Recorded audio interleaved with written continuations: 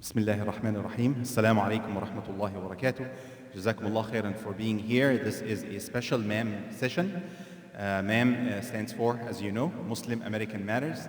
It's a program that is prepared targeting to talk about mental wellness and health issues and tie that to fiqh and all the matters that are needed for a Muslim family, inshallah. It answers aspects of fiqh, and sometimes we have very honored and special guests that talks to us to their field and also fiqh matters. So tonight, alhamdulillah, the special session that you're attending, Jazakumullah khairan, we're honored to have two special guests, alhamdulillah, Dr. Ma'in Alqudah. And Dr. Ma'in, what you know about him, of course, but what you don't know is how much he helped this board navigating through the previous 3 years, alhamdulillah. When we have questions, alhamdulillah, Jazakallah khairan, he answers immediately. Sometimes I'll send a question to a couple of scholars, and usually he is the first one to answer. May Allah bless him, Jazakallah khairan. Dr. Ma'in Alqudah holds a PhD in Islamic Studies from the American Open University, Al-Azhar University, and he has also a Bachelor of Arts in Economics from Al-Azhar as well. In addition to that, he's an associate professor and a member of the resident Fatwa Committee of MJ. Jazakallah khairan, Dr. Ma'in, for here. Dr. Ma'in also is a founder and the associate professor of Al-Huda College, Guidance University, Guidance College, that is focused on bringing Muslim scholars from the community and aims to be the most reputable higher education entity in the states that produces Muslim scholars, alhamdulillah. The graduates of this university are putting back into the community. They are today's imam, youth directors, as well as professionals with the proper Islamic knowledge to navigate the challenges that we have today. Without further ado, Sheikh Ma'in is here, inshallah, we'll introduce him, but also want to mention that we have Khuna, Al-Akh Mundar Qtaish from Bay Area, California. He is a vice president of Guidance Residentials. We have two Hudas today, two Guidance College and Guidance Residentials, inshallah. They're all blue, like the skies and that they aim for, inshallah.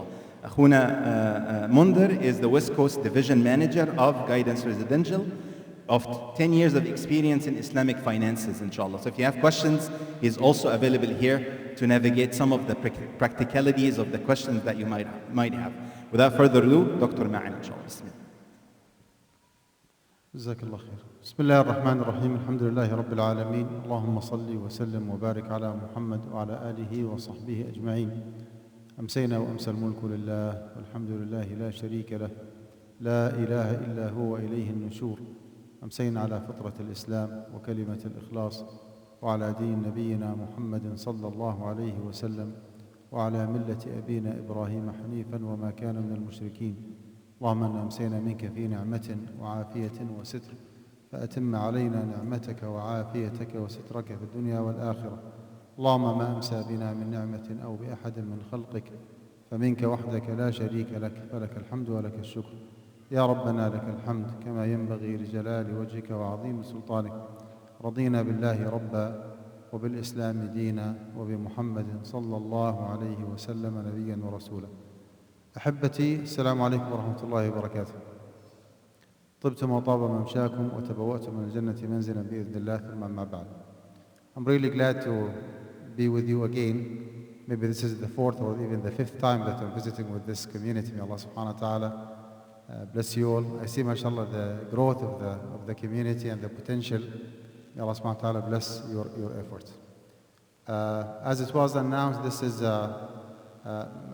Muslim American Matters. So this presentation is not like specialized on Zakah.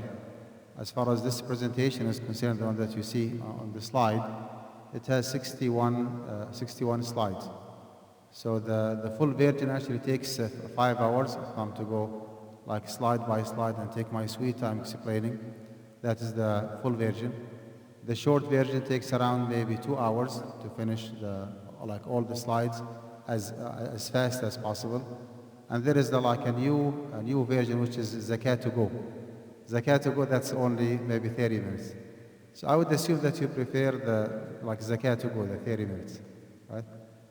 If I'm to go with this version, there are no slides to be shared. I'm gonna just like summarize everything in a few words, and then inshallah open the floor for you for question and answer. Most of us, if not even all of us, mark our calendar for the month of Ramadan to be the month of Zakah. Technically speaking, we are not making the right decision, by the way, because your hawl, your fiscal lunar year, starts from the day or the date in which you constitute a nisab. Once you accumulate a nisab, which is the threshold, minimum amount of wealth or minimum volume of wealth, that is technically speaking the beginning of your hawl. And in reality, it's close to impossible for all of us here, including myself, to remember which day of the year we constituted the nisab. So we just take it easy. We mark our calendar for the month of Ramadan to be the zakah month, for calculation, for collecting zakah and for distributing zakatul mal. Wallahu subhanahu wa ta'ala ghafurur rahim. Moving on, what should you include in your calculation, zakah calculation? What should you exclude? Okay, you need to include, number one, all the money that you have, all the cash money that you have, whether cash on hand, in your checking account, in your saving account, although you are not supposed to have saving account to start with, as I already explained several times. Whether that money is documented or تحت البلاطة undocumented, doesn't make any difference. Everything in the sight of Allah subhanahu wa ta'ala is documented, and you are not supposed to keep any income undocumented. You need to comply with the law of the land and with the IRS code by just documenting everything. Whether the money that you have is for consumption purposes, or for saving purposes, or for investment purposes, or for business purposes, it does not make any difference whatsoever. Someone has been collecting, saving money for Hajj purposes. Well, that money actually is zakatable. For marriage purposes, saving for his or her marriage, that is zakatable. To purchase a car, to purchase a house. Someone has been saving money for one complete year or more, okay, with the purpose of putting that money as a down payment in a house, and that house is for residential purposes. It doesn't make any difference. So regardless of the reason behind holding the money. Not only that, when it comes to cash money, okay, owned by you, accessible to you, that money is zakatable on an annual basis. Even if you already paid zakat on the cash money that you had last year, and that money is still in your possession for this upcoming year, like one week from now, you still actually have to pay zakah on it. And regardless of the source of that money, whether that money actually is just a regular income or regular income, inheritance from one of your family members, it could be like in the form of cryptocurrency nowadays, it could be income tax return, it could be unemployment benefit, the list actually goes on and on. It does not make any difference whatsoever. Every single dollar that you own and you have an access to is a zakatable one, Now, this category, which is the personal wealth, if you wish, has nothing to do with your profession, with your job, with your career. Now, the second category actually is the business one. It depends solely on what kind of business you do.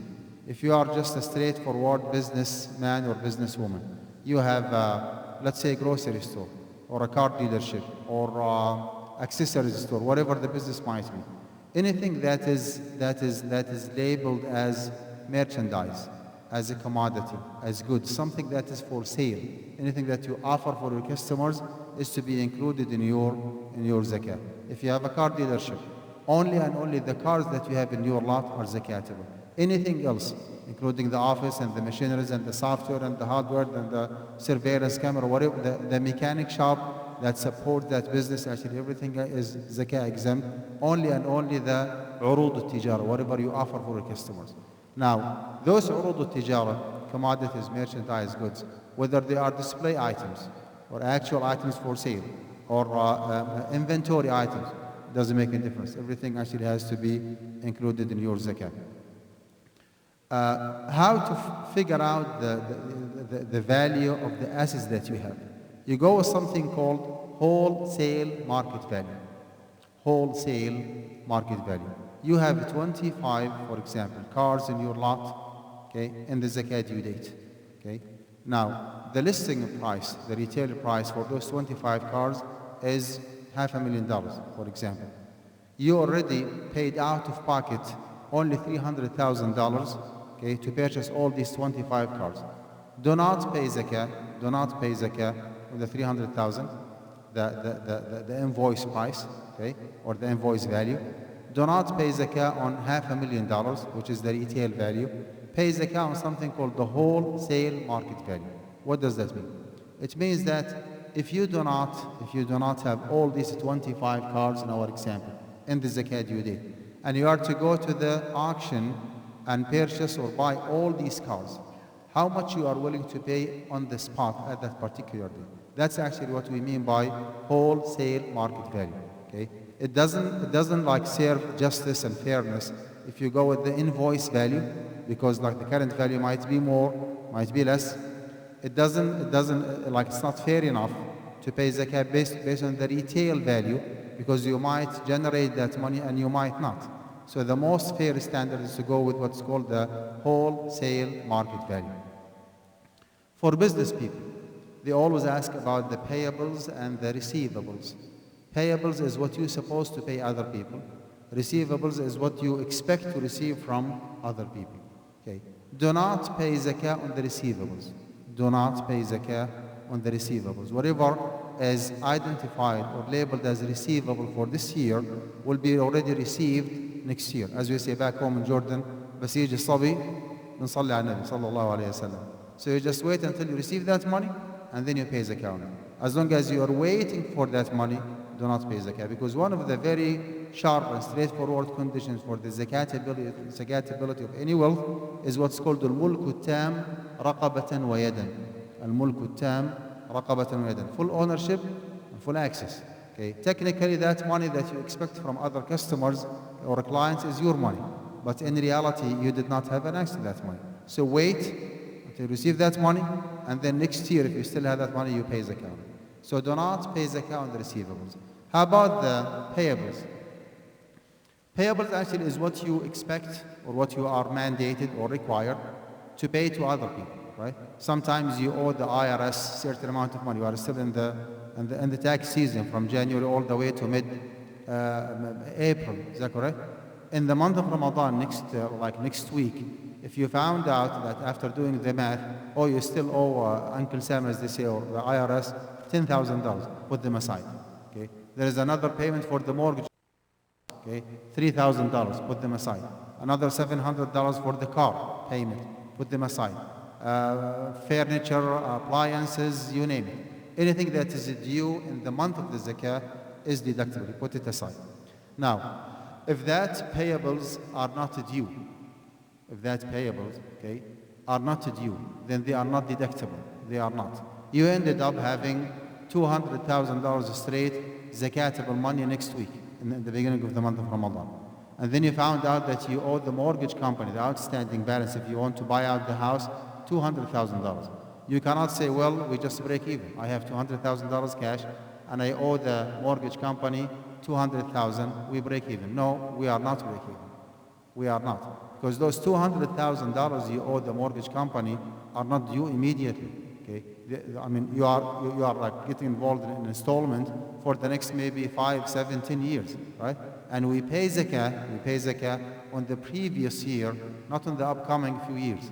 Okay? The zakah that you're going to pay next week is based on the income that you generated, that you made in the last year, not in the upcoming year. So do not consider the potential, the potential income. Do not consider the undue debts that you're supposed to pay to others in the future. You just take a snapshot. Okay, how much you have in the month of Ramadan, how much you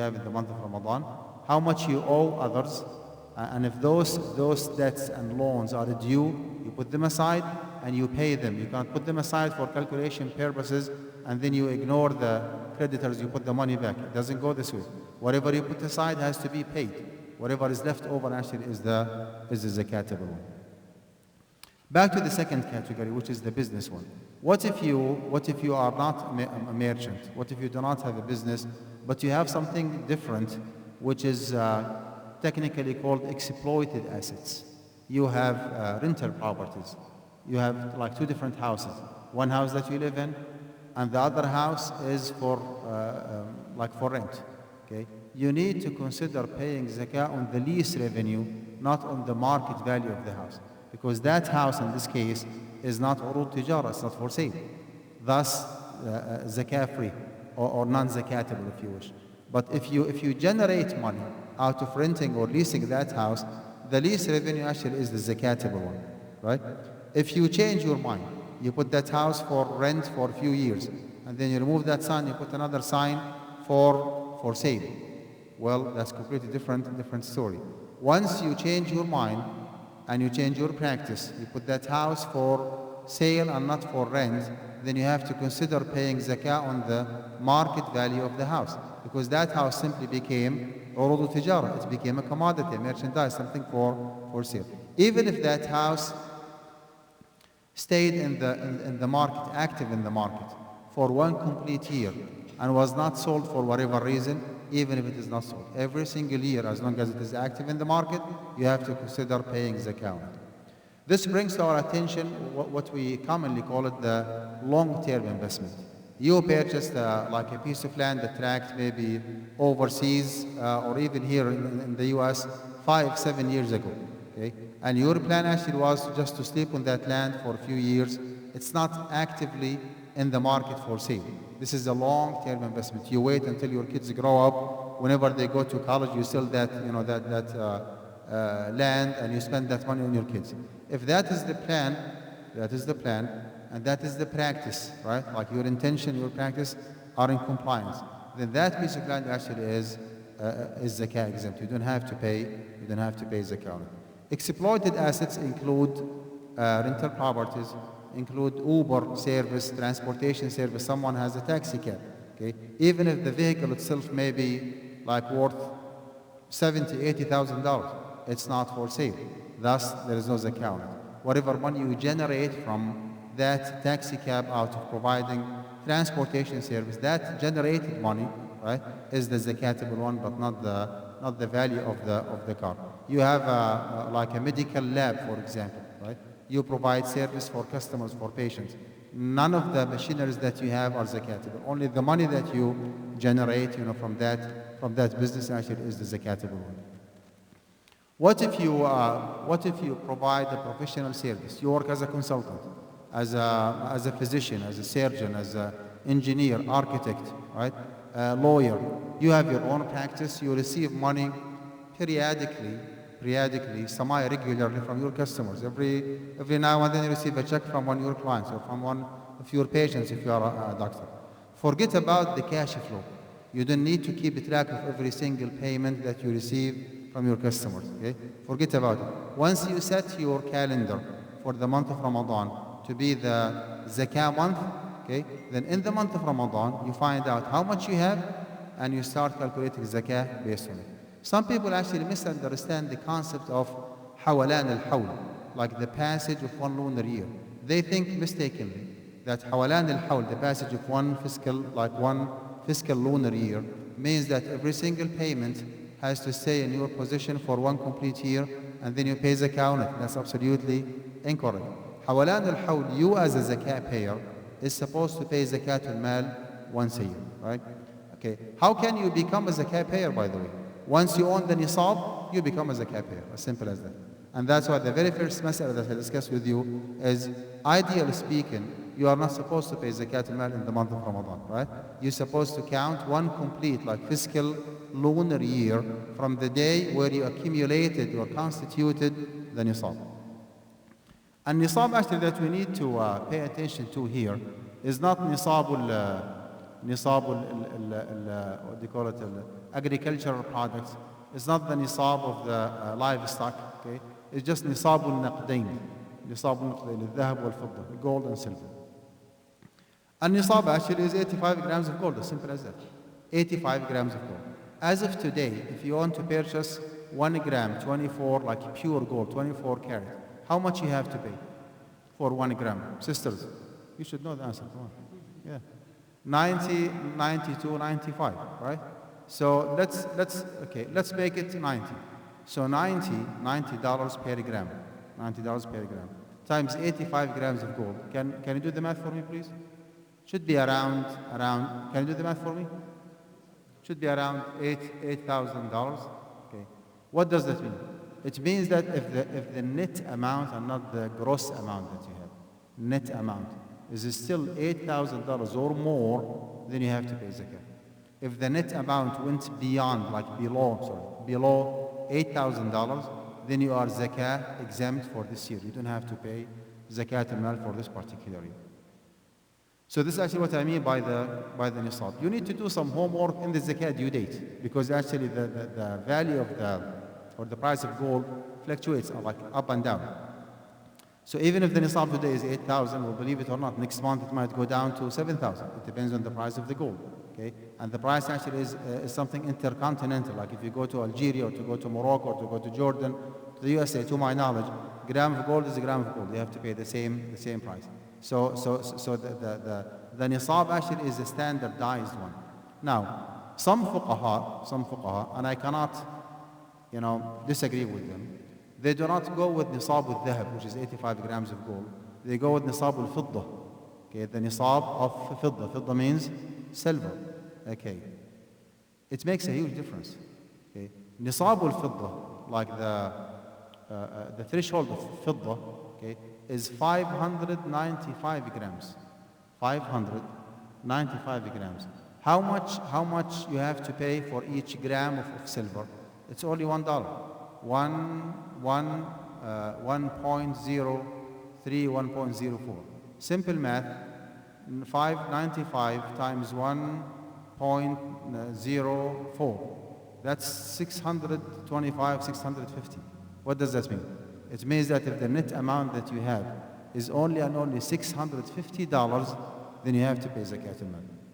Okay, so we have like two different options. You either go with nisab al-dhahab, which is $8,000 or more, or nisab al-fidda, which is $650 or more. If you want to be in the safe side, like as conservative as possible, you want to get more reward, I would highly recommend that you go with nisab al-fidda. If you ask me a question, do I have to pay zakah whenever I have 650? My answer is no, you don't have to. Because actually nobody cares, nobody cares about fidda nowadays. People actually go with the price of the gold and not the fidda. And it makes a lot of sense for people living in this society here, that if you have $8,000 or more, it means that you are like wealthy enough. You have surplus or extra money, thus you have to pay zakah. So forget about the fidda, unless you insist in paying zakah, go for it, may Allah subhanahu wa ta'ala reward you. But technically, fiqh-wise, do you have to pay zakah? My answer actually is no. You don't have to pay zakah because that is way below the nisab. The nisab is 85 grams of gold. In the beginning of the month of Ramadan, do some homework and find out how much you have to pay if you want to purchase 85 grams of gold. And based on that, if the net amount, not the gross amount, net amount after all the deductions, okay, all the payables, due payables, are still $8,000 or more, then you have to pay zakah. You have to pay zakah. So we talked about the personal wealth and the business wealth, right? The third category actually is the saving and the investment and the retirement accounts. Okay, here is the qaida, here is the standard. Whatever accessible is zakatable. As simple as that. Whatever accessible, whatever withdrawable is zakatable. Now, any kind of investment, any kind of retirement saving or retirement account in the stock market. It could be employer-based and it could be individual-based, right? And like this is a very clear classification. Now, employer-based, the most like famous one is the 401k, right? We have 403b for those who work for non-for-profit organizations, for educational institutes, and we have pension plan, and we have 457, something like this. Okay. Why I'm coming up with this classification? Because most probably, or in most cases, if you are talking about employer-based retirement account or saving, by the way, it doesn't make any difference, then most probably you do not have an access to the full account. You do not. 401k actually is a very restricted, very confined investment account for you. You are not supposed to touch that amount, right? And that's why we have different schools here, different opinions when it comes to the zakah on retirement accounts. Okay, some scholars say forget about it because you are not supposed to touch it.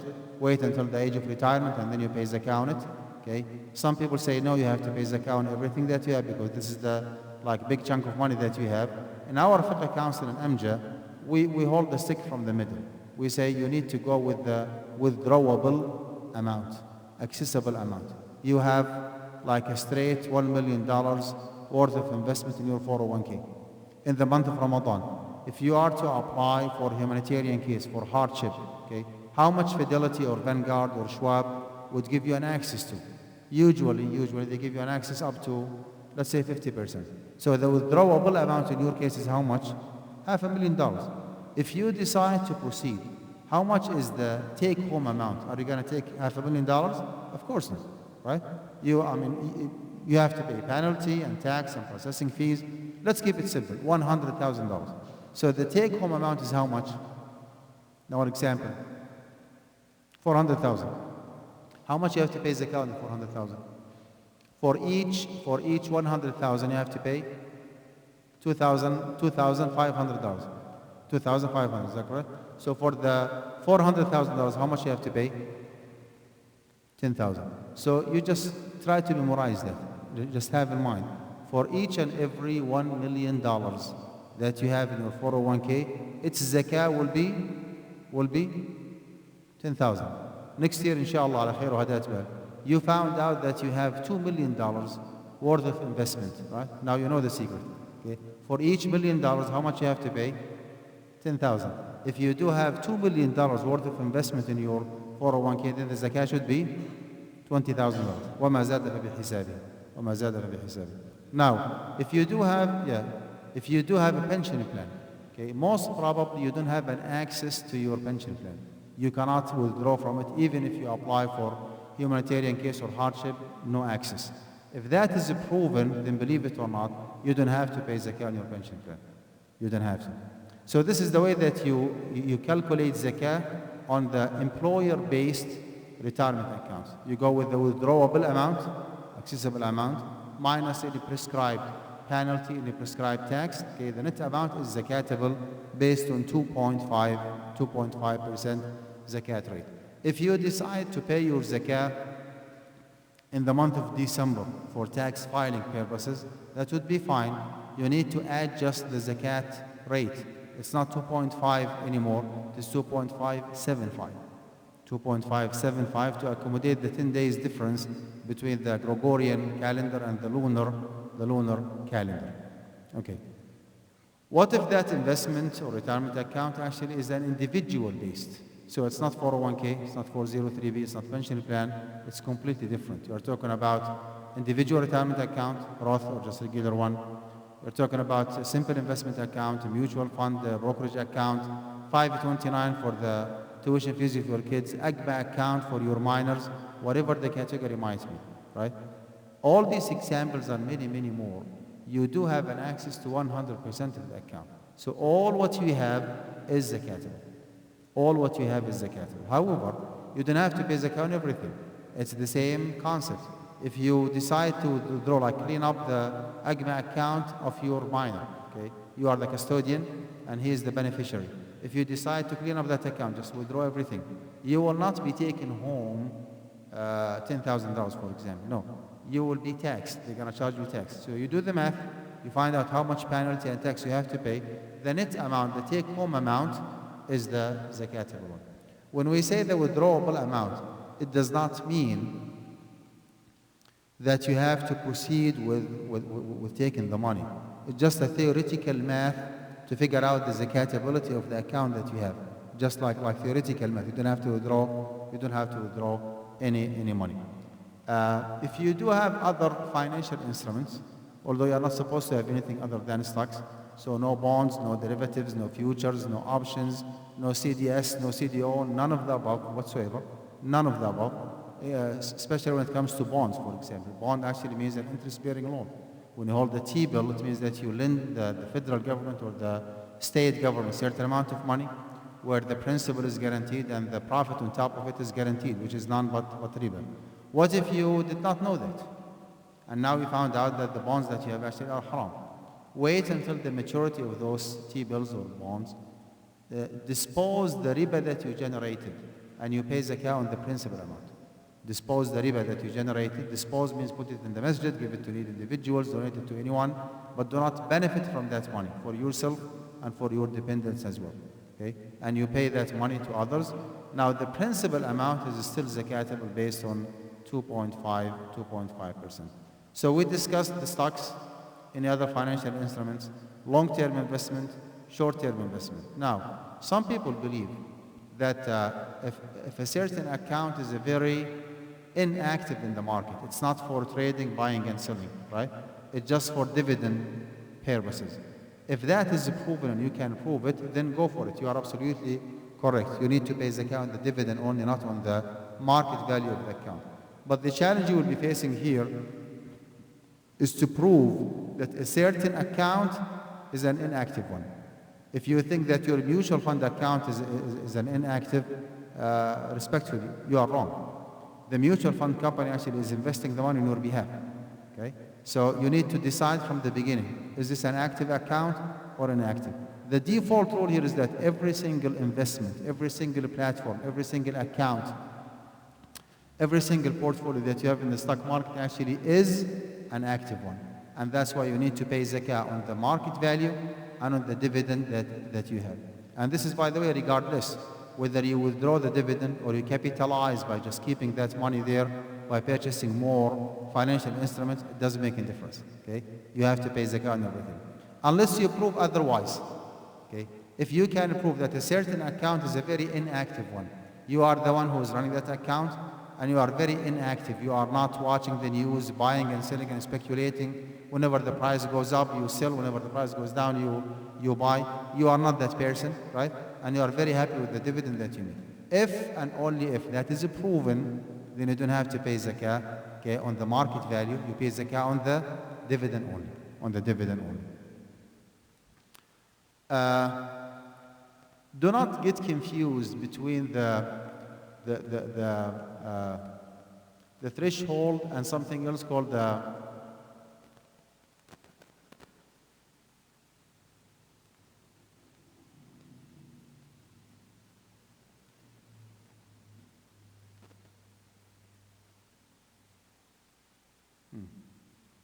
Thank you. Poverty line. Okay. Do not assume that every single individual falling under the poverty line is an eligible zakah recipient. So blindly give him zakat al-mal. Do not do that. And do not assume that every single individual makes money and he or she is above the poverty line, okay, is a zakat payer. Well, believe it or not, someone might be under the poverty line and he or she is a zakat payer. If he does have certain nisab of agricultural, products or livestock, right? That person has to pay zakat al-mal, even if he or she receives like monetary or non-monetary benefit from the government. Not every single individual above the poverty line is a zakat payer. Someone might make nowadays, let's say like 6 figures, as they say. Okay, but he or she does have a lot of legitimate expenses, maybe 2 or 3 college students with no financial aid, with no scholarship, barely can just catch up with their expenses. Well, believe it or not, that individual is an eligible zakah recipient. Even if he makes $100,000, it doesn't make any difference, because actually what he makes is way less than what he legitimately needs. So there is no connection between the poverty line and the threshold. Okay, the standard that we adopt here is the threshold. If you do have a threshold or more, you have to pay zakah. Okay, if you are in need, you barely can catch up with your expenses, legitimate expenses, without having an extravagant lifestyle, then you are an eligible zakah recipient. When it comes to calculating zakah, in the zakah due date, okay, you add all the zakatable wealth that you already explained, and you find out the debts, right, and the loans, whatever is due in that particular day or that particular month. You put them aside, you pay everything that is payable, right, and the net amount, if it is $8,000 or more, right, then you have to pay zakah for that particular year. Once you decide to pay zakah, you need to do some homework due diligence to make sure, or at least to verify, that those potential recipients of your zakatul mal are eligible zakah recipients. Okay? And you start with whatever Allah subhanahu wa ta'ala has started with. He said, Azza wa Jal, إنما الصدقات للفقراء والمساكين العاملين عليها واللفت قلوبهم في الرقاب والغارمين وفي سبيل الله وابن السبيل فريضة من الله. So you start with الفقراء والمساكين. فقراء والمساكين. If you are positive that certain individuals are فقراء and مساكين in your locality, like within your community, then you better start with those individuals before you think about, like, sending or transporting your zakah, sending your zakah overseas. So you consider those fuqara and masakin, you take care of the needy individuals, and then after that, I would highly recommend that you strike a balance between sending your zakah overseas. Okay, some extended family members, some relatives are desperately waiting for your zakatul mal every single Ramadan, like because of financial, difficulties and hardship that they go through. Meanwhile, you are an American Muslim. You live here in this society, and you know for a fact that money is the heart of the Islamic work in the USA. You cannot establish any Islamic project, you cannot serve the community, you cannot educate the community without having money. So I would say strike a balance between sending money overseas and keeping the money here and giving your money to eligible zakah recipients. When you start calculating zakah, okay, we go with the remaining income, not with the total income. This is one of the main differences between tax calculation and zakah calculation. Again, same example. You have made $100,000 straight in 2024. You start the calculation with the IRS when you fill out the application. You start with the 100,000. Is that correct? Regardless of how much you spent and how much is left over, how much is the saving. Am I correct? When it comes to zakatul mal, we don't care about how much you made throughout the whole year long. What we care about is how much is the remaining income. How much is the remaining income? Another example, you have a rental property. Okay, you lease it for $2,000 a month. Okay, supposedly, like on papers, you're supposed to have $24,000 straight in the month of Ramadan. Is that correct? In reality, you found out that you have only 1,000. What happened to the 23,000? Some of that money was spent on yourself, your family members, maybe tax, maybe maintenance, maybe insurance for that rental property. Maybe some of the tenants did not pay you on time, whatever the scenario might be. From those theoretical 24,000, you found out that you have only 1,000.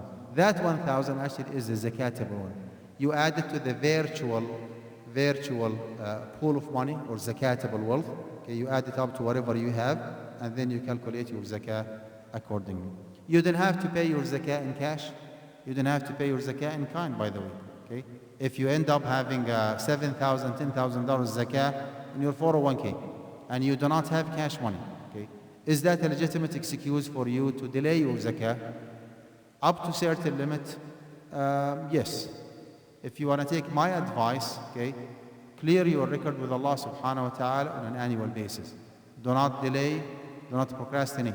If your zakah for this year, your 401k is 7,000, and you keep just pushing and delaying, next year it's going to jump to 14, not even 15 or 16. The year after it will jump to 20 plus thousand. So like the later, the more complicated. My recommendation here, if you cannot manage having cash money from different resources to pay zakah on behalf of the 401k, then you need to compromise some of the, or liquidate some of the assets that you have. You can you can pay zakatul mal via stocks, believe it or not. There is nothing wrong with that. Okay? You can donate some stocks to eligible organizations. You don't have to pay them cash money. You can pay them stocks, and those stocks actually will be counted against your zakah. So alhamdulillah, we have a lot of flexibility when it comes to the way that you pay zakatul mal. Can you prepay zakatul mal?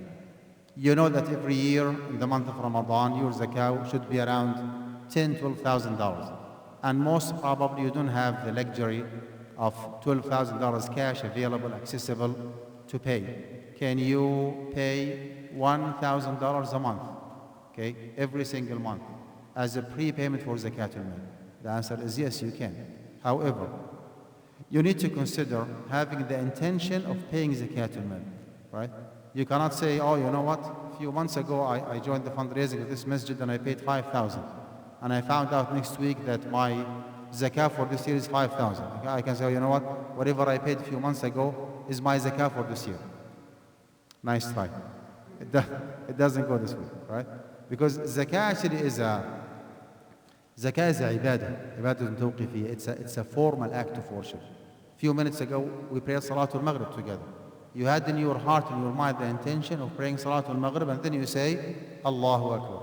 In the month of Ramadan, you wake up for sahur with the intention of fasting. So you start the fast with the intention of fasting. Likewise, zakah is a ibadah. So you have to prepare your intention prior to paying zakat al-mal.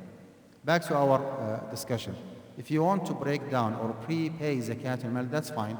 Make sure that whatever you pay it with the intention of paying zakat al-mal, number one. And number two, you need to make sure that you pay your zakah to eligible zakah recipients. So you need to do some homework. Do not just give your zakah blind. It's really like unfortunate to say that some people might take advantage.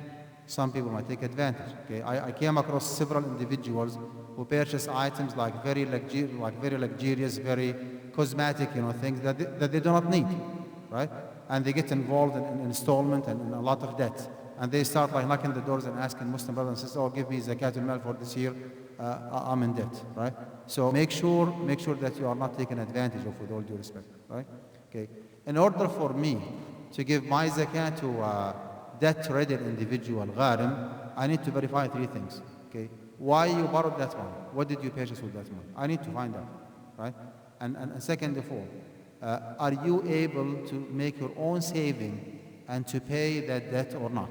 If it is proven that he or she borrowed that money for some necessities.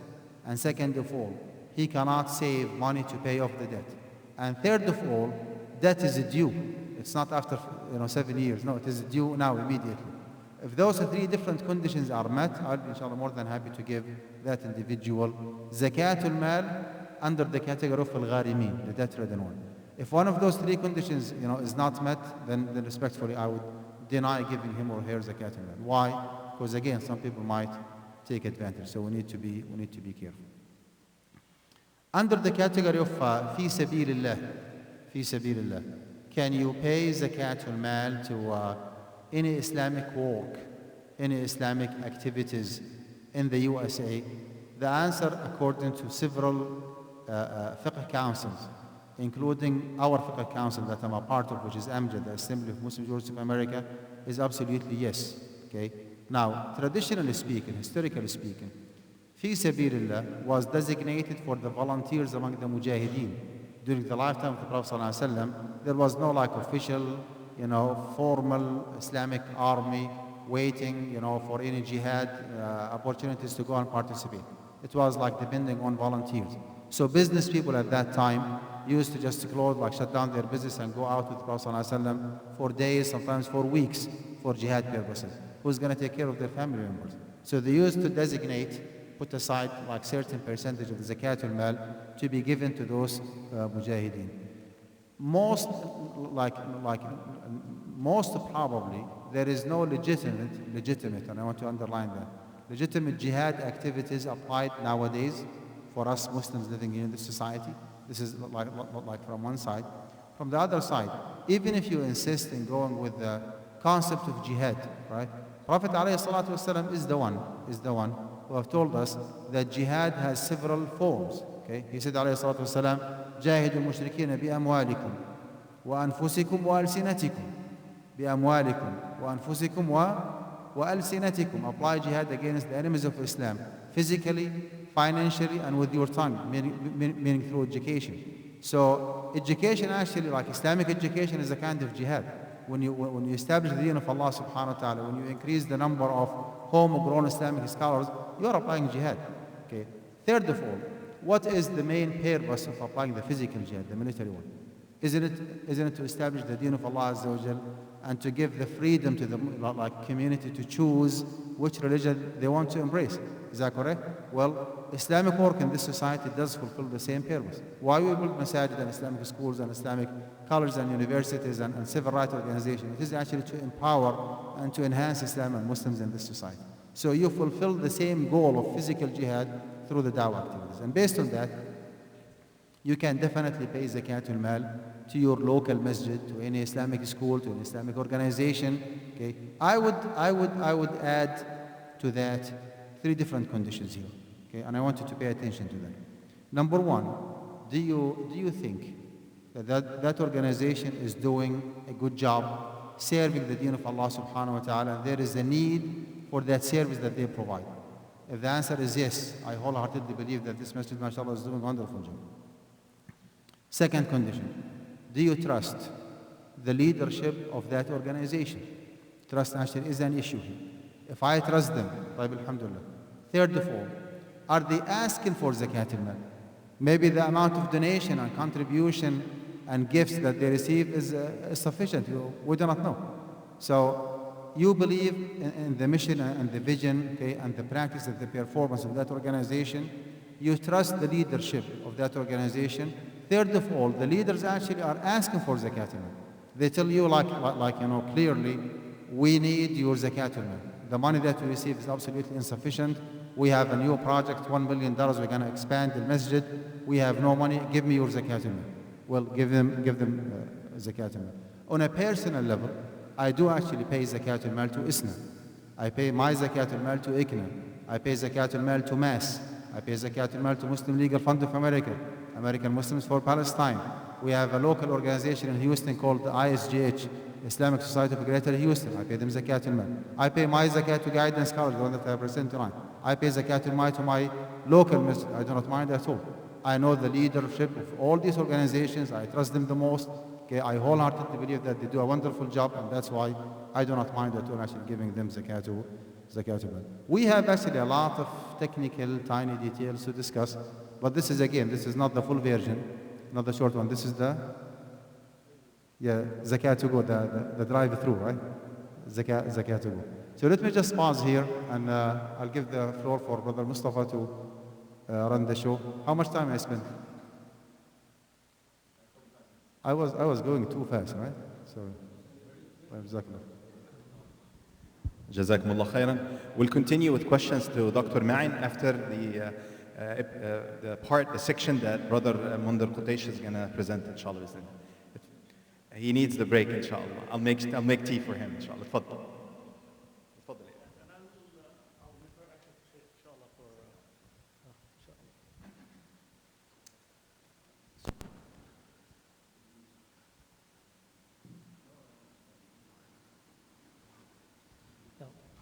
Bismillah wa Rasulullah. First, assalamu alaikum. Thank you, Jazakallah khair, Brother Mustafa, for inviting us and definitely listening to our Shaykh. I would love to continue to listen because I always learn from the Shaykh, and I was lucky enough this week I listened to him in the Bay Area, yesterday actually in Olympia Masjid, and today here.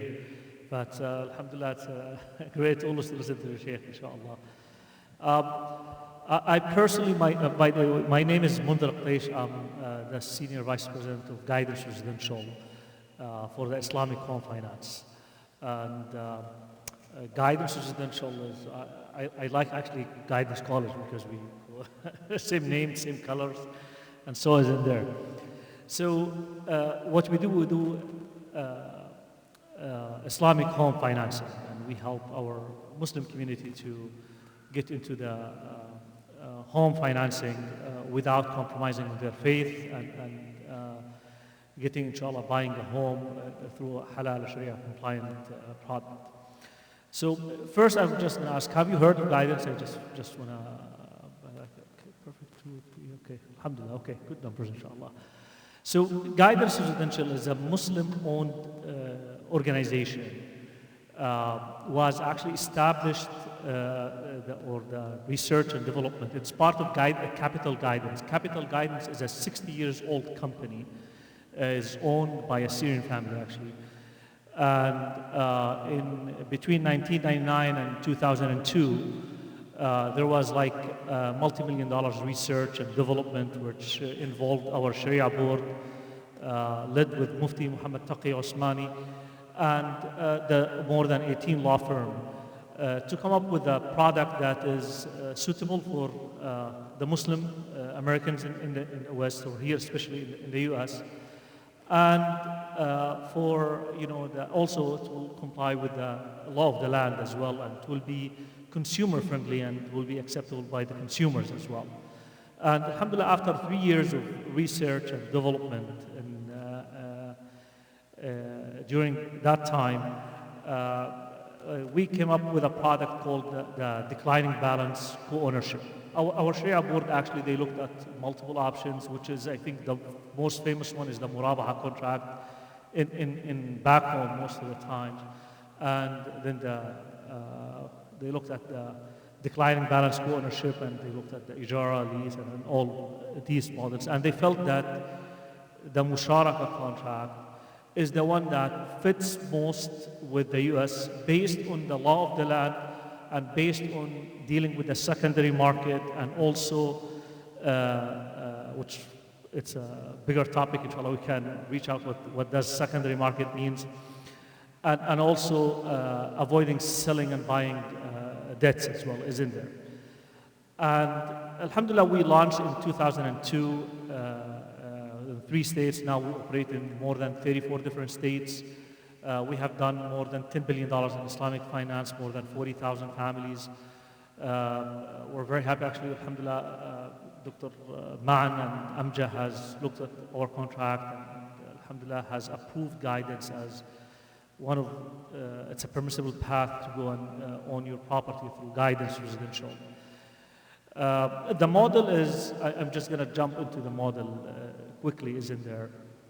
The model is a declining balance ownership. So we go with you in as a, with a customer in a co-ownership on a property. So let's assume that the property worth $500,000, and you decided that you want to put 5% down payment. We go with you in a co-ownership.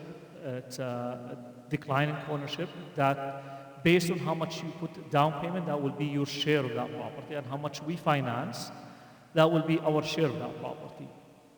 And we charge you usage fee for using our share of that property, while you are buying on a monthly basis some of our equity, until you buy us out 100% is in there. So we don't lend you money in that, and that is the, inshallah, Dr. Ma'an, I'm sure that he can explain more on this.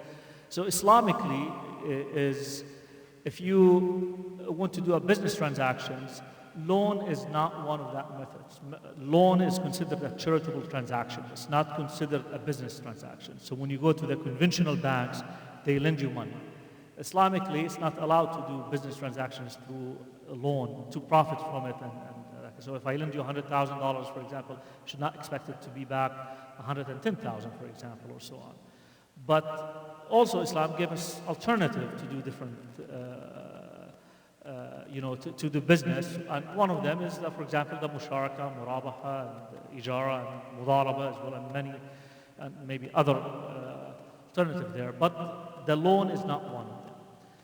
And through this, we have came up with that model. So during this model, basically, we can help you to finance on basically for your owner-occupied property, for your investment, for second home. You can go the terms of 15, 20, and 30 years. You can buy anything residential, 1 to 4 units.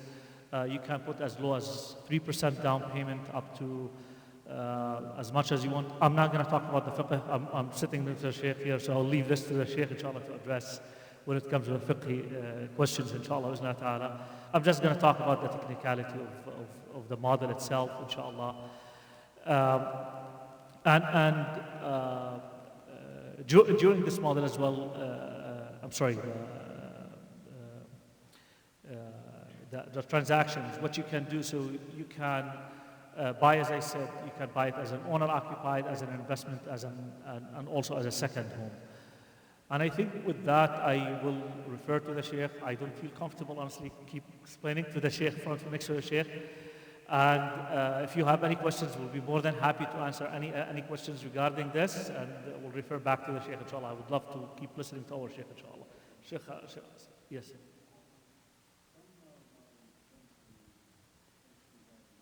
Yes.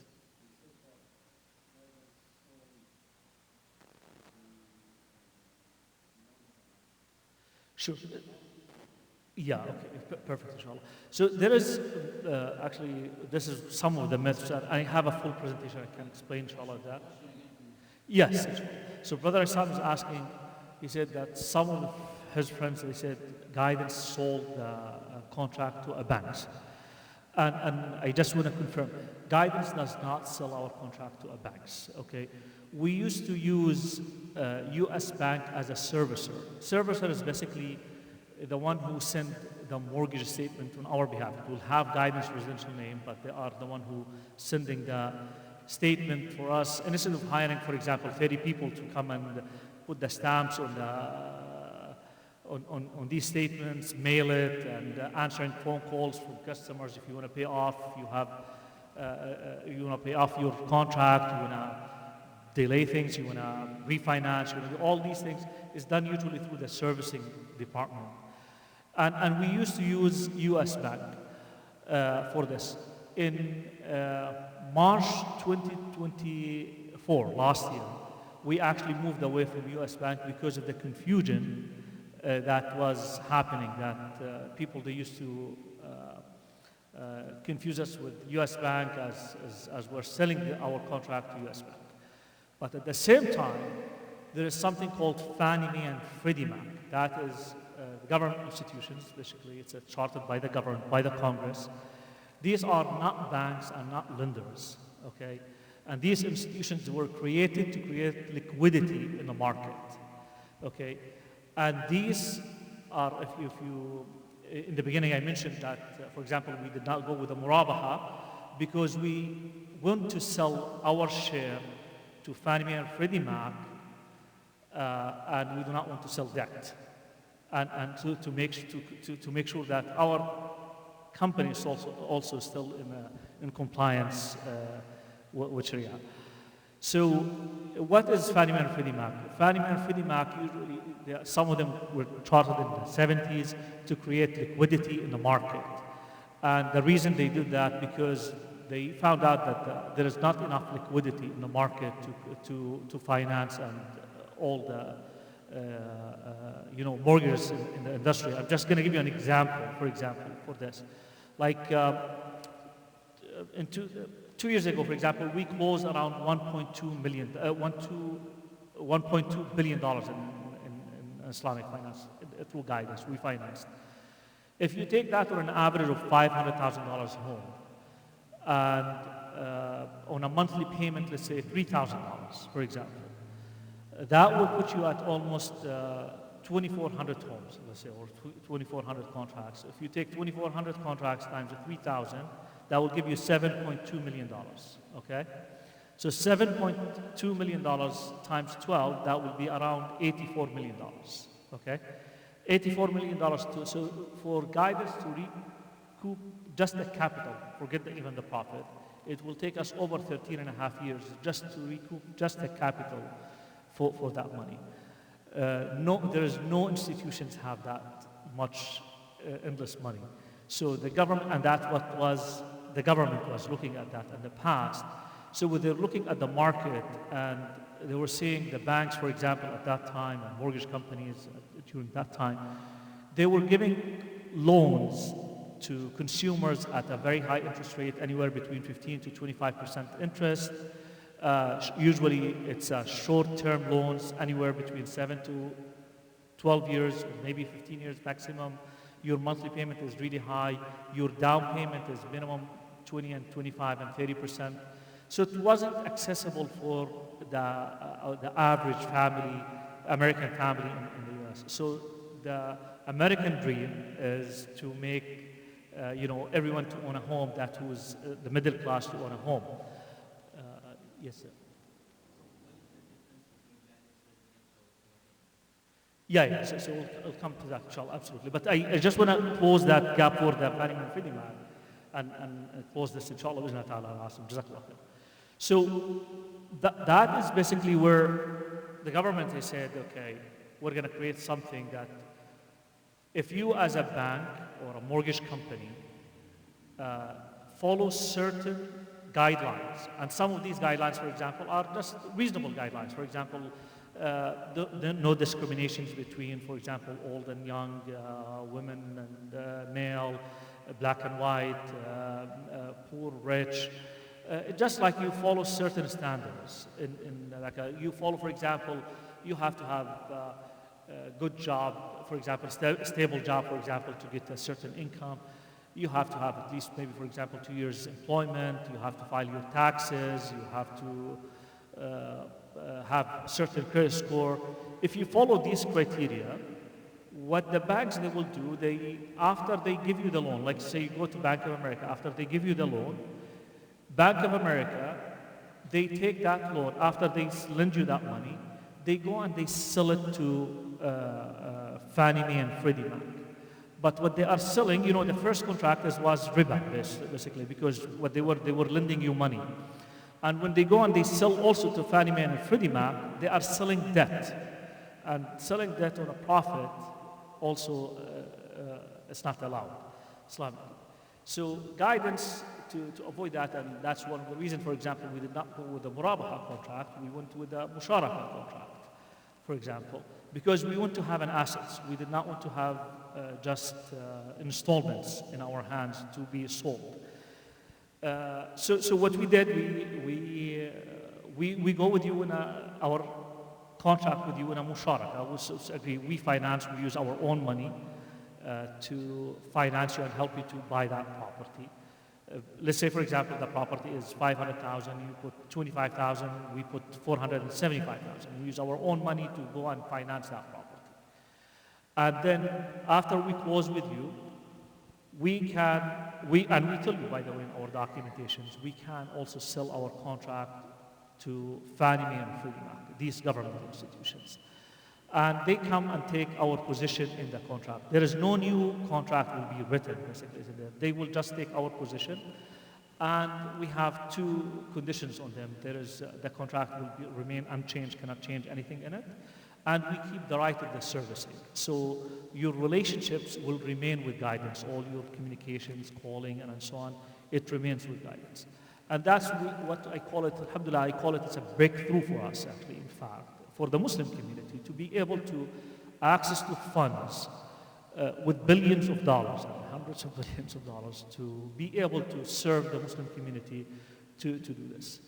And to answer your question, Asim, as well, regarding a bank. So the company, alhamdulillah, we're not a bank or subsidiary of a bank or a riba-based company to start with. We're a Muslim-owned company. We use our own funds to go with you on the transactions and this, and then on a separate transaction. So inshallah. Yes.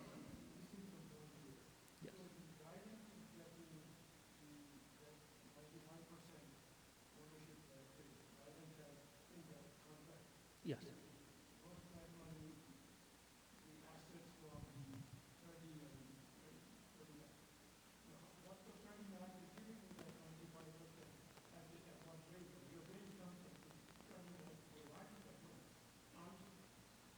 No, so let me clarify that exactly. Okay.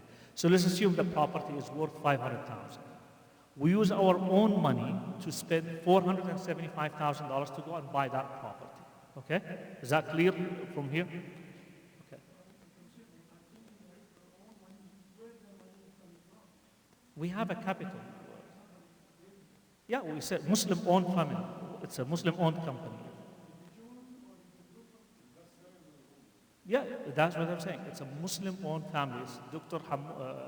Muhammad Hammour, it's a Muslim family. It's a Syrian family. They are the owner of that company. It's their capital, basically. Yes.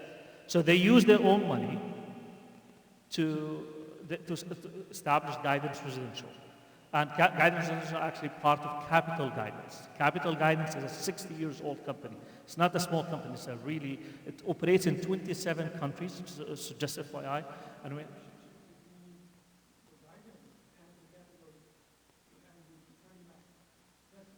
they are an investor. So if we want to sell our share, we basically ask Fannie Mae and Freddie Mac to come and take our position in that share.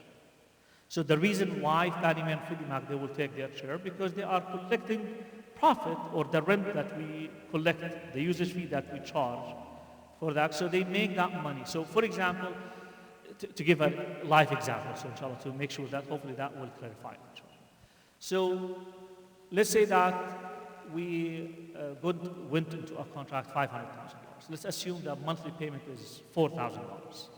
Okay, on 30 years, for example, that's going to end up making us like $800,000. So we are going to end up making, let's say, $300,000 over 30 years. Okay, so now how we are making that money? We're making that money from charging you that usage fee. If you think of it as like that rent that we collect from you for using our portion of that property. Okay. Why would Fannie Mae come and, for example, buy, let's say, our share? Why would they do that? Because they will be benefiting from collecting that usage fee, that profit, and that is how we collect that. So for us, for example, our share will be $475. We turn to Fannie Mae and Freddie. They might pay us, for example, let's say $500,000. And now, for them, for the next 30 years, they will be collecting that usage fee, and they will be benefiting from that. Hopefully, that will answer your questions.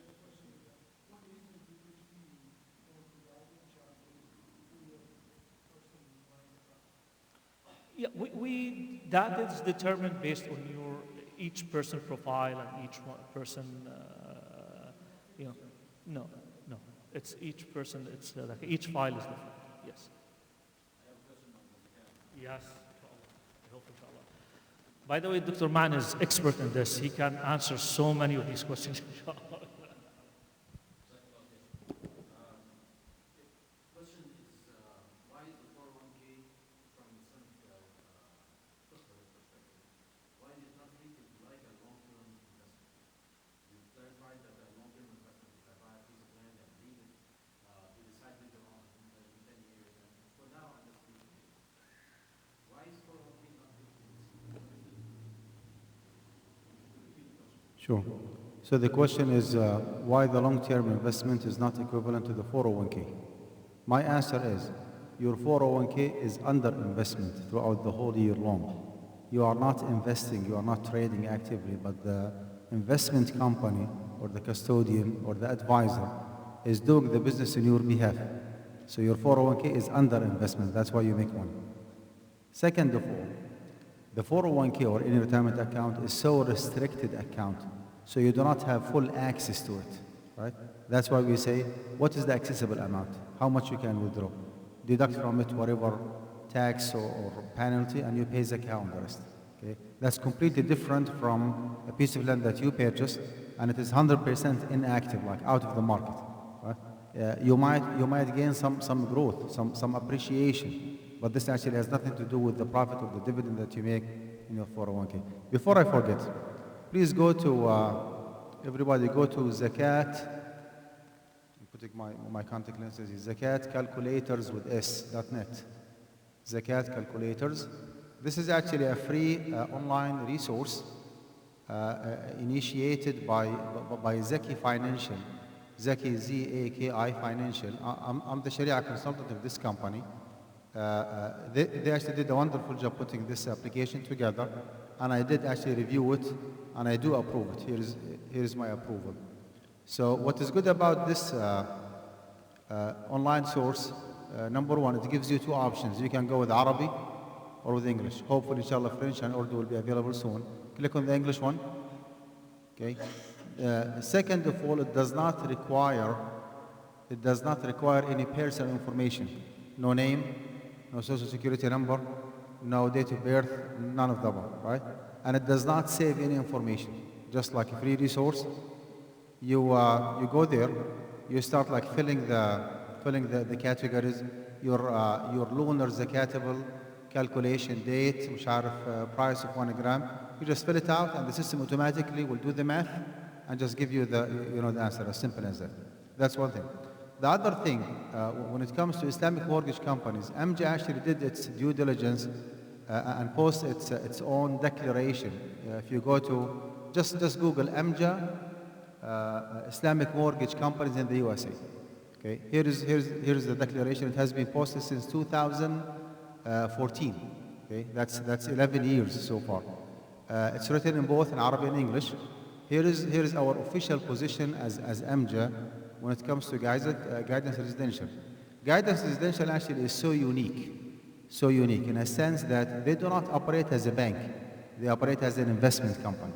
And this actually, like by the mortgage code, it does give them the right to own properties. Unlike Devon Bank, unlike La Riba, unlike Ijara Loan, unlike University Islamic Financial, they do not operate as a mortgage company. They operate as an investment company. And that's why with every single transaction they sign, they create an LLC. LLC means limited liability corporation, which is a very small derivative of guidance residential. Why they create that LLC? For liability separation purposes. They do not want to jeopardize or put in risk the whole parent organization. That's why they create an LLC. That LLC does own the property. And that's why every single month you pay $18 or $20 LLC fees. This is to make it clear that number one, they operate as an investment company. Number two, they do own the property. And a very good proof for that, 2 or 3 months ago, they lost around $30 million in the last hurricane that took place in Florida. Hurricane. They lost around 25 to $30 million actual real loss, because in the contract, in case of natural disaster, if the insurance does not cover it, okay, they share the loss proportionally with the customer.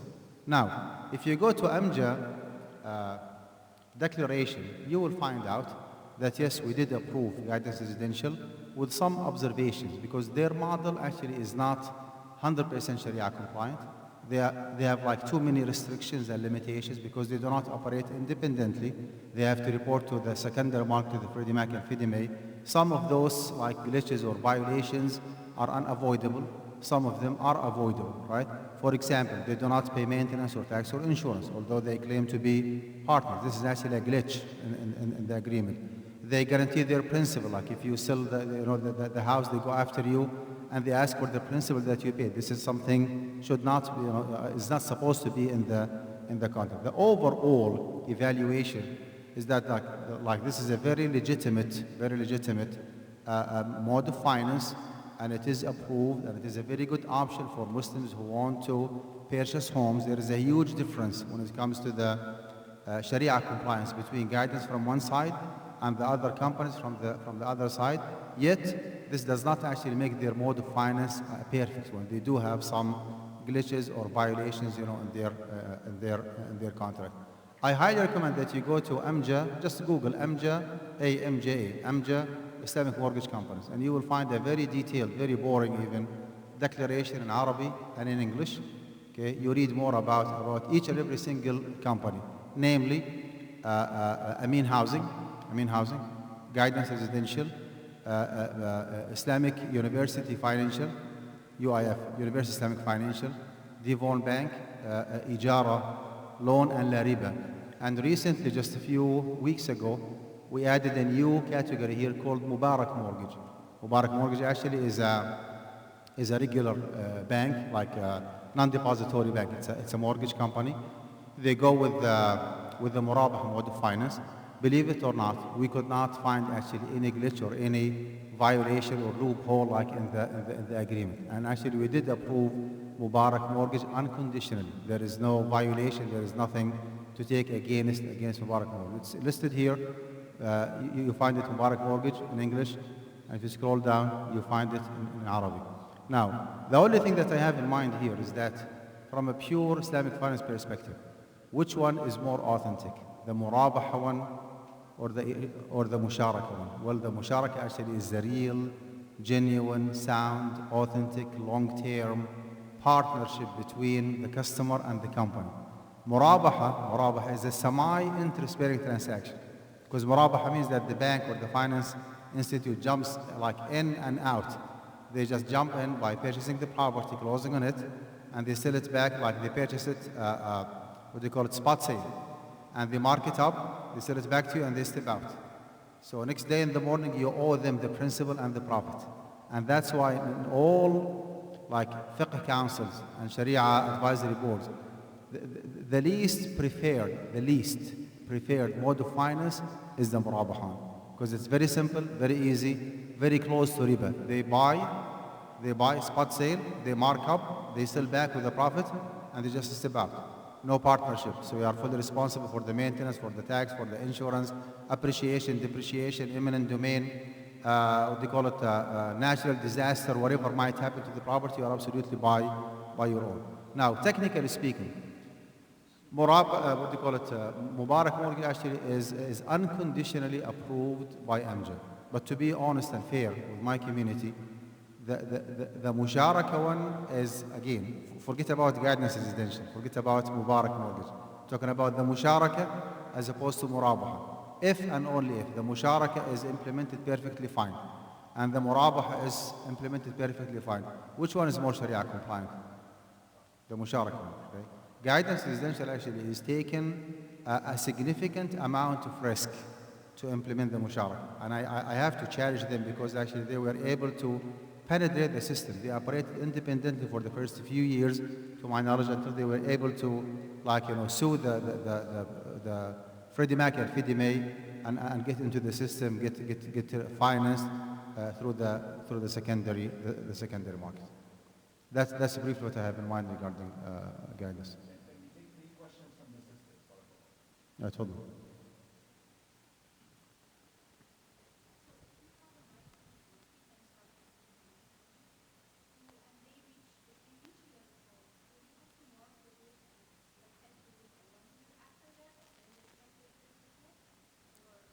That's correct.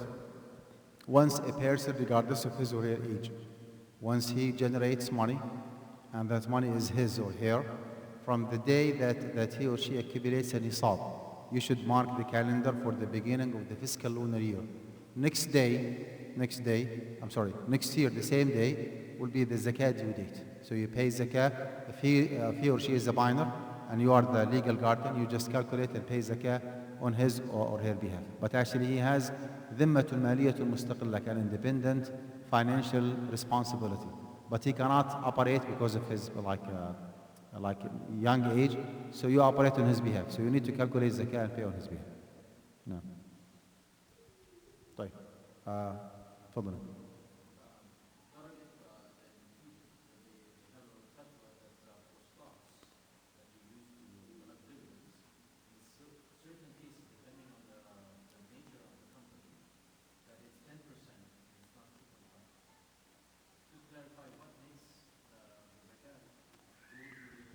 Wallahi Habibna, that is the one who initiated this ijtihad, to my knowledge, was rahmatullahi alayh, Sheikh Yusuf al-Qaradawi.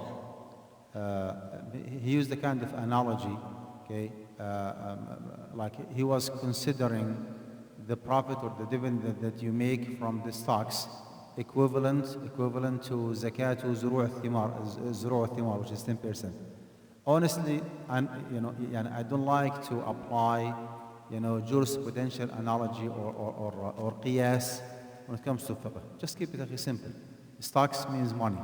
Money is zakatable based on 2.5%, period. That's it. You don't have to complicate the issue and just do qiyas and, too much complication. You know what? If you open this floor, you will be confused the most. Some of the stocks that you have, some of them are agricultural stocks, some of them industrial, commercial, technology, cryptocurrency, consultancy, okay?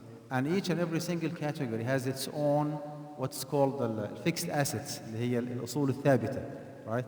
And those أصول ثابتة, fixed assets, are zakah exempt.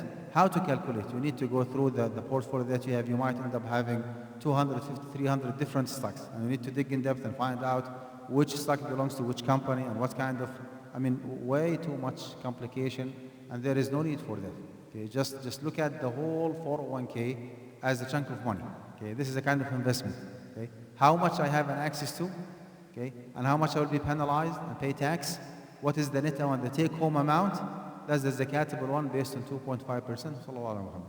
If you want to deduct another 15-20% from the take-home amount as usulun thabit, a fixed asset, go for it. I cannot blame you. But like in my case, I do not. I just find the take-home amount, the net amount, and I just pay zakah based on 2.5%. That will be Brother Mustafa. There's a question about home insurance. It's mandatory for mortgages. Is it halal? And what if there is no mortgage? Is it still okay to have a home insurance? والله يا حبيبنا I'm very liberal and lenient when it comes to insurance. I do believe that insurance as a concept is halal by default. It's not haram. On a personal level, I do have my own life insurance policy. Okay, I was going with the mainstream fatwa of the prohibition of commercial/life insurance all the way until 2016, 17, I don't remember. And then I officially switched to the other minority group of scholars who believe that insurance actually is halal. Here is my argument briefly, and I'm just a follower of Sheikh Mustafa Zarq rahmatullah alayh and Sheikh Abdullah ibn Mni', who is عضو هيئة كبار العلماء السعودية. He's a member in the Senior Scholars Council of Saudi Arabia. Okay? The argument briefly, each and every single insurance concept and practice, whether it is government-based, like in the USA, Social Security, Medicare, and Medicaid, those are the most explicit government-based insurance. Is that correct? Okay.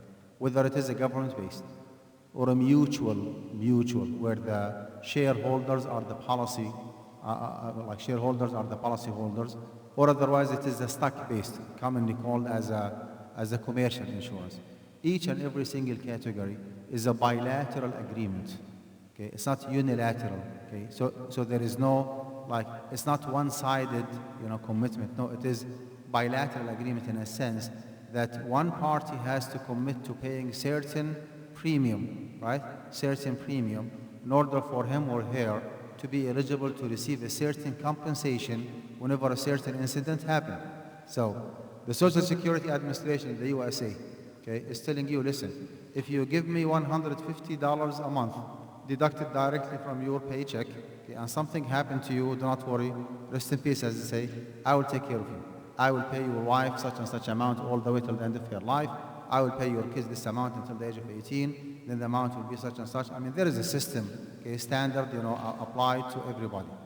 Life insurance company is telling you, listen, if you pay me $150 a month and something happened to you, do not worry, rest in peace. Okay, I will pay your family members or your beneficiaries, right, $1 million one-time check. What is the difference between this one and this one? This is a bilateral agreement, two-sided commitment, premium from one side, okay, as opposed to insurance benefit from the other side, and the other one actually is the same. So we either prohibit everything or we permit everything. But to say, oh, if it is a government-based one, it's halal. If it is a mutual insurance, it's halal. If it's a commercial, it's haram. Well, you need to come up with an evidence, and based on what you are differentiating between those three different categories. Long story short, my official position is that insurance is halal by default, whether it is life insurance, and if it is life insurance, Brother Mustafa, whether it is a term one or whole insurance, business insurance, home insurance, any kind of insurance actually is halal by default, unless otherwise proven. Unless otherwise proven, because in this society here, there is a lot of sophistication and complication when it comes to insurance as opposed to investment. Most of those life insurance and long-term insurance policies are insurance/investment at the same time. Sometimes you generate money while having the life insurance one. Well, I need to see what kind of policy you have and how do they invest the money. Is the principal guaranteed? Is the return on top of it is guaranteed? But as a concept, okay, can I pay $150 a month to a life insurance company in order for them to pay my family members $1 million upon my death? My answer actually is yes. Okay. Another example of the complication here when it comes to the like real life in the USA. If you decide to increase your premium to $200 instead of $150, you will be, or like your family members, you will be already dead. Your family members will be receiving $1 million in our example, insurance benefit, plus what they call it cash advance. Like whatever you paid during your lifetime will be paid back to your family members. I do not have an issue with that. If you from now decide to increase your premium to $250, they're going to pay your family members insurance benefit, $1 million, cash advance, and interest on top of the, like interest on the premium that you have paid during your lifetime. That is the haram option in this like very particular scenario. But again, in the real life, when I say that insurance is halal, it doesn't mean that every single life insurance policy in the market is halal. There is a lot of integration, if you wish, between insurance and investment. So I have to make sure that the investment is as halal as the insurance. But as a concept, is life insurance halal? My answer actually is yes. Now, some people try to be like smart and conservative at the same time. If you want to go with the mainstream fatwa, right? They say, including our Fiqh Council MJ, they say that if the insurance is a mutual insurance, like mutual based, okay, where the shareholders are the policy holders, right? The insurance would be halal. If you want to have your own life insurance, you can catch two birds in one stone. How? You shop around, you look for life insurance policy offered by, say it, offered by mutual-based insurance company.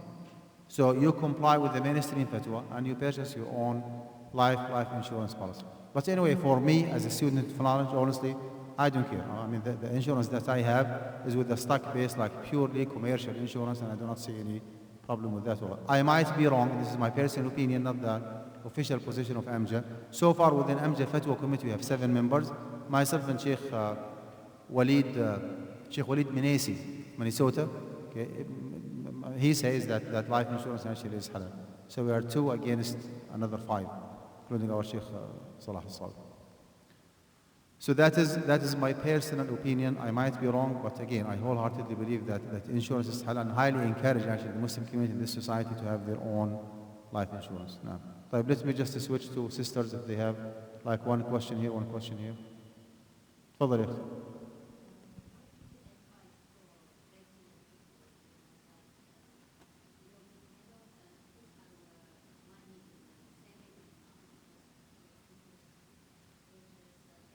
Correct.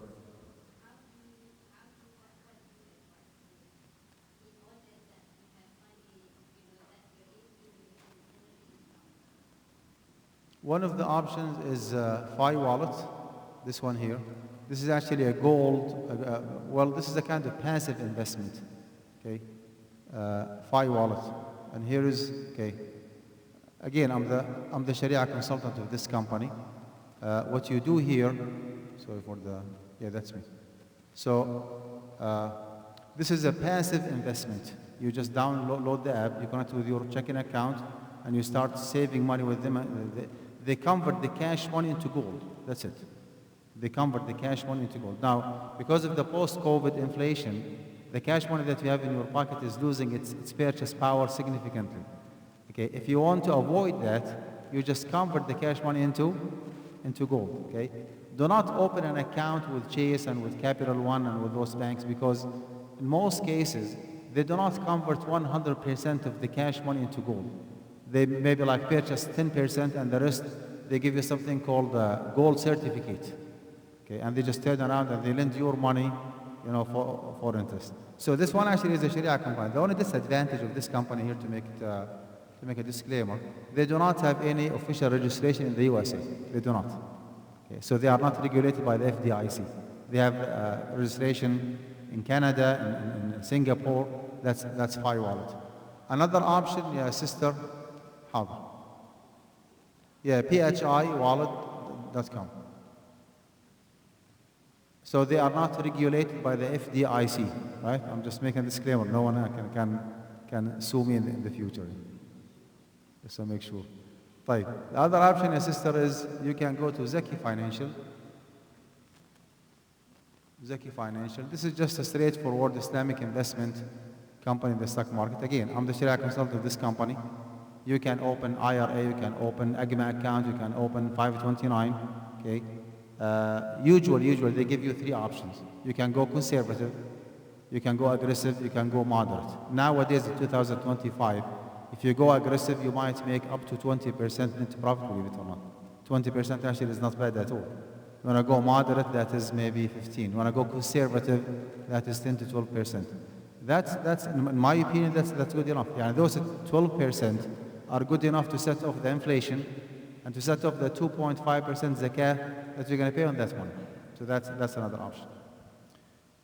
A third option is to go with Atina. Atina actually is an advisory company, and yeah, and again, I'm the Sharia consultant of this company. This is actually my picture when I was young, maybe like 15 years ago. So they do not take over your account. Okay, you contract them, you pay them, I think $12, $15, $20 a month. They just send you emails or text messages. We sold such and such stock. We bought such and such, and it's absolutely up to you. You have your own app, okay, TD Amitrade, for example, okay, and you just follow them if you would like to. Okay, what is unique about this company is that they are over conservative. They are not. They are over conservative. Yeah, and it's enough to know that as a Sharia consultant, they show me a database of 12,000 plus different financial instruments in the USA. Because of the formula that they set together with me, okay, they go from 12,000 all the way to only 800, from 12,000, only 800 to 1,000 Sharia compliant stocks, and the rest of them actually are to be like disregarded. Why? Because they are over conservative. Now, I'll give you an example. So this is Atina, AATINAA.co. It's not .com. Where did you go with the M toward the end? I don't know. .co. Okay. .co, yeah. No. طيب. Here is an example. Do you think that Microsoft is a Sharia compliant? Show me hands here. Is it? Microsoft. Is it? It should be, right? Here is, okay, if you enter the code of any stock that you're interested in, it's going to show you the result. Like the system generates a report, you see. So they call it Atina compliant, means Sharia compliant, right? And we check for different things. Debt asset ratio or debt market capital passed, interest bearing investment passed, interest income passed. They added something new here, which is something that I disagree with them, which is the product line. Product line means that if you do have any doubt that this company might have a side business that might be questionable or vague or ambiguous, they would just drop that company and disregard it. And that's why if you check, for example, Apple. Bismillah. What's that? AAPL? Okay. What do you think? Is it Sharia compliant or not? Show me hands. Sharia compliant? Well, according to Atina, it is not. Okay, click on it. Non-Atina compliant. Despite the fact that it passed the debt asset ratio, it passed the interest bearing investment, it passed the income revenue, 0, but it failed the product line. Now, if you ask me a question, can I invest with Apple? My answer is yes. Just ignore the product line because that's way too much. And this is not the mainstream practice in the Islamic finance, investment and industry. If any stock that you're interested in, your sister, if it passed the first category, the second and third one, go for it. So can you, my fatwa, can you invest with Apple? My answer is yes, go for it. So those are the options, or if you wish, the alternative, okay, for the traditional saving account. You can have a passive investment with Fi Wallet. You can have active investment with Zakah Financial, and you can just consult with Athena, make your own investment, but you consult with them. Did I answer the question? طيب. Was that? والله يا حبيبنا يعني ما شهدنا إلا بما علمنا وما كنا الغيب حافظين. The problem here is that all these Islamic investment companies, عرفت؟ كل يدعي وصلا بليلى وليلى لا تقر لهم. كل واحد عامل لي حاله أبو زيد الهلالي. كل واحد يقول لك I'm the most strict Sharia compliant one. And most of them do not have an active professional Sharia advisory board. There is no Sharia, like, consultation. There is no Sharia advisory board that, checks and dig in depth and investigate and find out. To my knowledge, they are not as, like, compliant as other resources. Okay, that's why, I did not include. And what I listed here actually are the companies that I am in charge of. So when I say that Athena is a Sharia compliant or Zaki, I'm fully aware, because actually I'm the person in charge when it comes to. Time's up, right?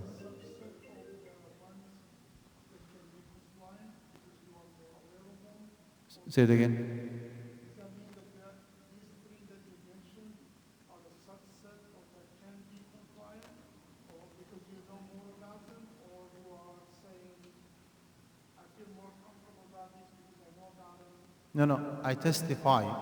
I attest that those options are Sharia compliant because I'm heavily involved. I know what are they doing. But this should not, like, serve as a trying to put it in a nice way.